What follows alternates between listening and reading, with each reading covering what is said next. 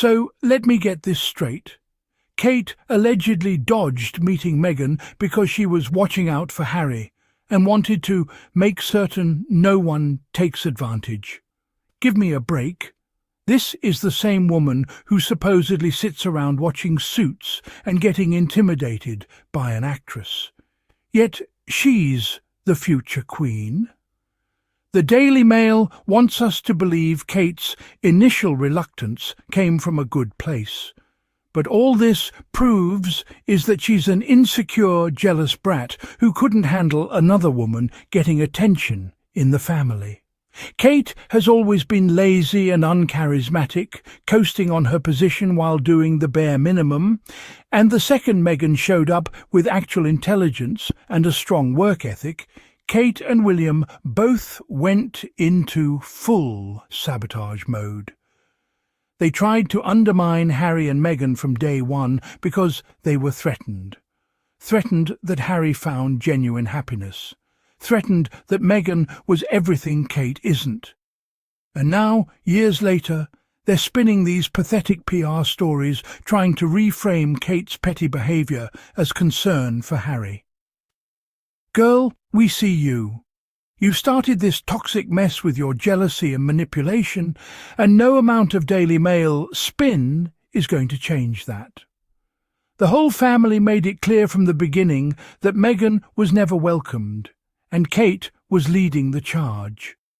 But sure, keep pretending it was all about protecting Harry, when really it was about protecting Kate's fragile ego and her spot as the only woman getting attention in that dysfunctional family. Kate's cold shoulder, the months-long dodge. Kate repeatedly dodged meeting Meghan, despite Harry's increasingly desperate attempts to introduce them. And honestly, what kind of big sister does that? For months, she sidestepped every effort Harry made to bring his new girlfriend into the fold, conveniently too busy or too concerned, or to whatever excuse she could manufacture. Her hesitation was supposedly attributed to protecting Harry from potential harm, because apparently watching Suits from her palace sofa made her an expert on character judgment. Please. This wasn't protection. This was a power play from an insecure woman who couldn't stand that Harry had found someone who actually challenged him intellectually and made him genuinely happy. The delay dragged on until January 2017, when Kate finally deigned to grant Meghan an audience at Kensington Palace, as if she were some medieval queen deciding whether to receive a foreign dignitary. But surely, if this stupid headline about watching out for Harry were true, you would have met her sooner to get a feel for who she is. God, it's like Kate has never met another woman in her life. The truth is painfully obvious. Kate started all this mess from day one, saw Meghan as a threat to her bland, lazy existence as future queen, and is now trying to reframe her bratty behaviour as concern for Harry. Girl, we see you. The charade of concern. Harry brought Meghan to apartment 1A at Kensington Palace on January 10, 2017, and of course Kate warmly embraced her. What else was she going to do? Slam the door in her face? She offered support for navigating royal life, because that's what manipulative people do. They play the caring mentor while sizing up their competition. Meghan, ever thoughtful and genuine, brought a $295 Smithson notebook as a belated birthday gift and made efforts to connect with Princess Charlotte, because unlike some people, she actually cares about building real relationships. But let's be real, Kate was probably watching every move, every interaction, every smile, calculating how this intelligent, charismatic American actress was going to upstage her lazy, do-nothing routine.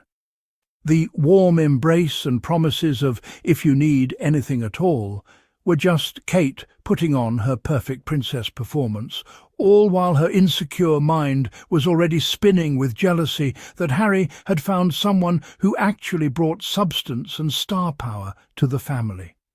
What a joke that they're trying to frame this as Kate being protective, when really she was just threatened from day one.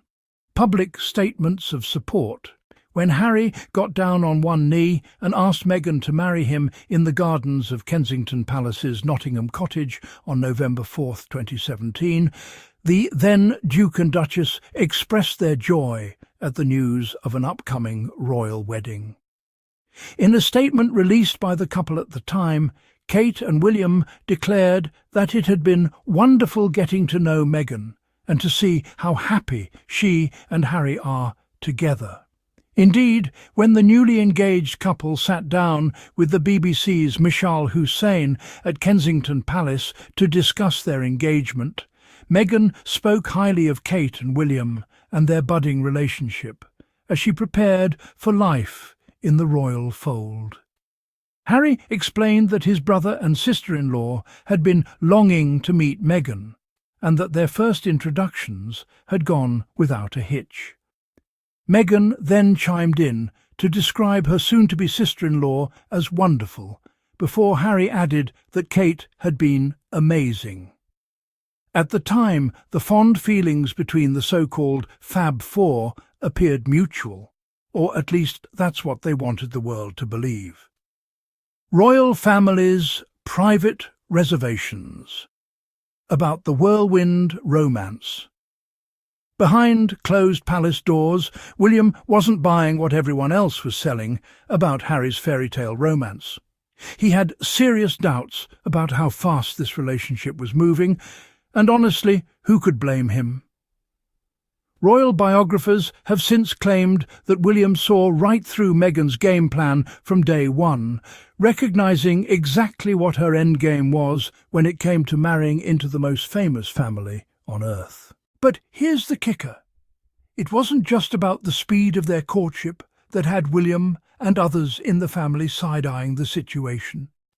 There were growing whispers and concerns bubbling up about whether Meghan actually had any intention of sticking around for the long haul in the royal family, or if this was just another role she'd eventually walk away from when the cameras stopped rolling and the real work began.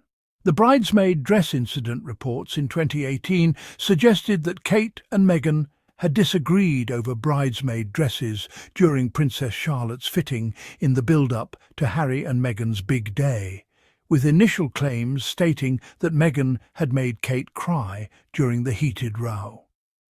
But while the press ran wild with this narrative, because of course they did, anything to paint Meghan as the villain, the Duchess later refuted this during her and Harry's explosive interview with Oprah Winfrey in 2021, flipping the script entirely. During the tell-all interview, Meghan claimed that it was actually the other way around and added, Kate, was upset about something, but she owned it and she apologised, and she brought me flowers. So there you have it.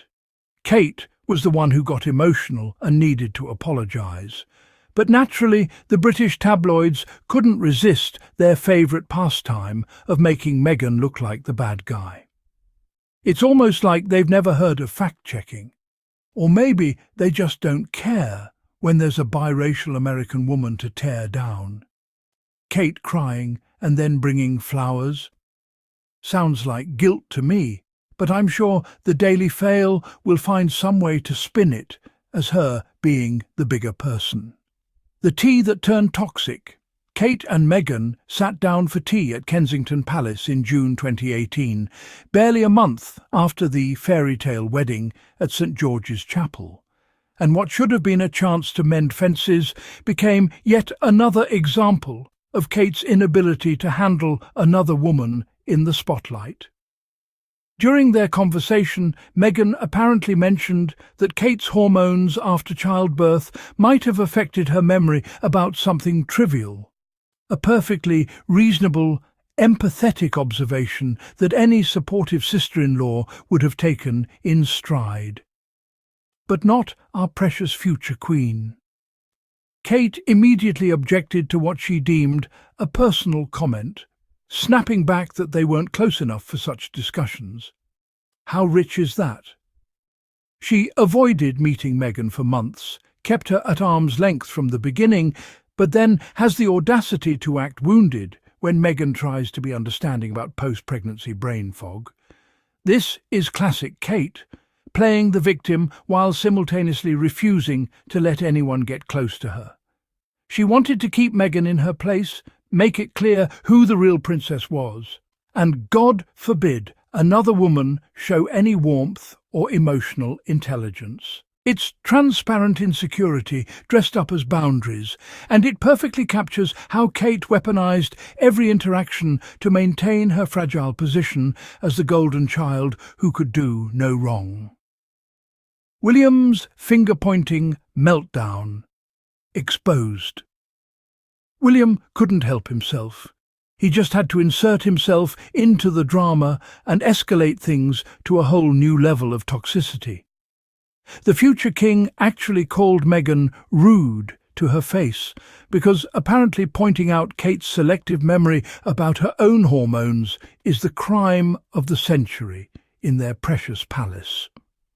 Then this man, this grown man who's supposed to be a diplomat, allegedly started pointing his finger directly at Meghan while pompously declaring, "These things are not done here," like he's the arbiter of all social interactions, and Meghan is some sort of peasant who needs to be put in her place.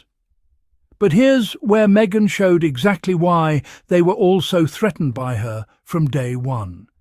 She didn't back down, didn't cower, and didn't play their pathetic games. She looked William dead in the eye and told him to keep his finger away from her face. That's called having a backbone, something the Cambridges clearly aren't used to dealing with in their carefully controlled bubble where everyone kisses the ring and pretends their mediocrity is excellence.